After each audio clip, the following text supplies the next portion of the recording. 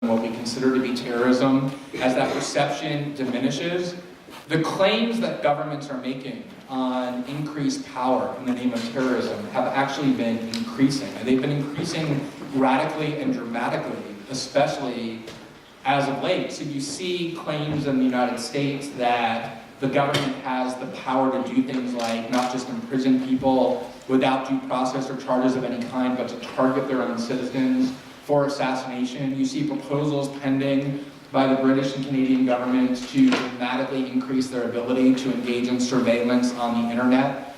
You see in Australia all kinds of measures to increase detention and surveillance authorities, all being justified in the name of this threat that has actually really diminished significantly over the past decade. And so this is what I mean by the similarity. The trends are very similar between the United States and other countries that express an interest in having these discussions.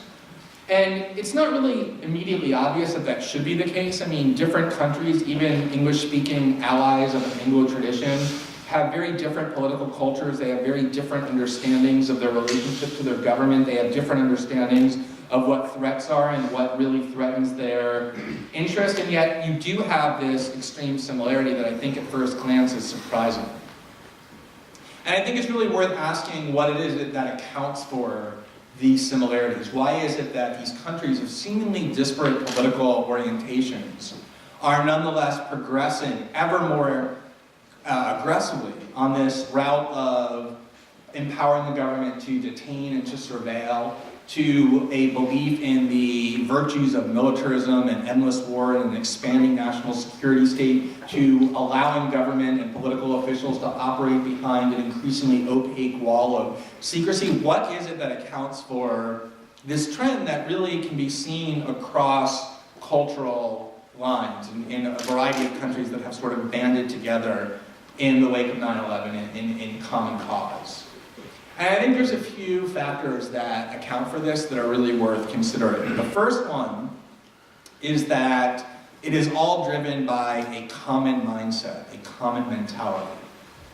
And that mentality can be described along the following lines. It is the mentality that says that if you can be convinced that there's some threat that's being posed to your security and your safety, it is worthwhile to empower the government to take whatever steps it can take to minimize the risk that's being posed to your security and your safety, without regard to assessing whatever costs doing so might entail to things like your liberty or your privacy or your ability to restrain political power. It's really a mindset that venerates security, physical security, above all other values, all other political values. So that as long as you can be convinced that there's some mild benefit to security from a certain government policy or power, then people who have acquiesced to this mindset are willing to accept that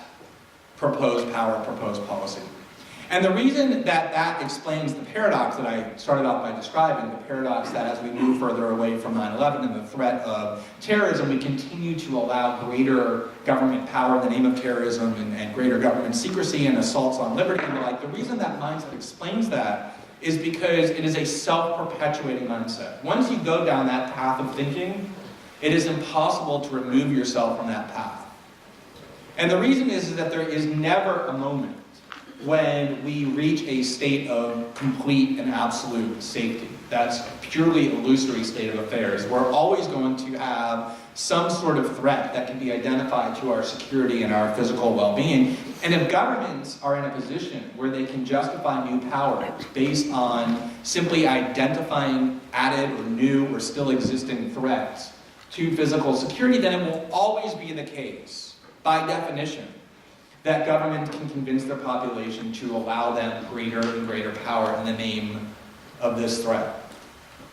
And I think it's, when we talk 10 years removed from 9/11, and in this world that we consider the post-9/11 era, I think if we talk about that mindset in the way that I just described it, it doesn't seem all that odd or weird or extraordinary, the idea that we should consider physical security to be the most important value that outweighs all other considerations. That doesn't seem like a particularly radical or fringe notion. And in fact, in the United States, there are lots of politicians, including ones who are on the right wing of the Republican Party who pride themselves on exuding what they consider to be this sort of tough guy demeanor, this sort of, I'm a rugged individualist who is going to stand firm up to my enemies. They will constantly say, without really much controversy, if you raise the issue of civil liberties or privacy or government surveillance, what they'll say with a perfectly straight face, with no recognition that it's an odd or a radical concept, they say, well, civil liberties really don't matter much if you're dead. Which is really a way of saying that as long as I can do something to increase my own security, I'm willing to do that because staying alive is the most important value.